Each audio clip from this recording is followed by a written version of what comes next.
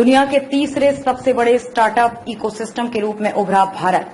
10 साल में 300 गुना बढ़ोतरी। जितेंद्र सिंह ने कहा कि प्रधानमंत्री मोदी ने अंतरिक्ष क्षेत्र को खोलकर अनुसंधान को बढ़ावा दिया है।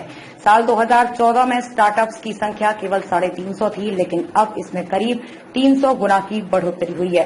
भारत आज दुनिया का तीसरा सबसे बड़ा स्टार्टअप इकोसिस्टम है। भारत दुनिया के सबसे तेजी से बढ़ते यूनिकॉर्न का स्थान बन गया है।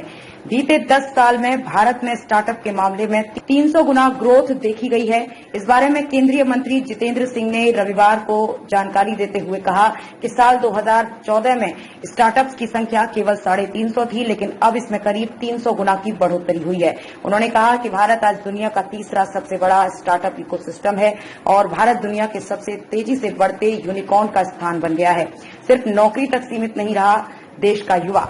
कार्मिक राज्य मंत्री जितेंद्र सिंह ने कहा कि देश की आजादी के बाद पहली बार प्रधानमंत्री के रूप में नरेंद्र मोदी ने युवाओं की महत्वाकांक्षा को समझने का प्रयास किया कि रोजगार केवल सरकारी नौकरी तक ही सीमित नहीं है। पीएम मोदी ने युवाओं को आजीविका के नए तरीकों को बढ़ावा दिया है, जो सरकारी नौकरी की तुलना में ज्यादा लाभदायक हो सकते हैं। 2047 तक दुनिया की सबसे बड़ी अर्थव्यवस्था। जितेंद्र सिंह ने कहा कि प्रधानमंत्री मोदी ने अंतरिक्ष क्षेत्र को खोलकर अनुसंधान को बढ़ावा दिया है।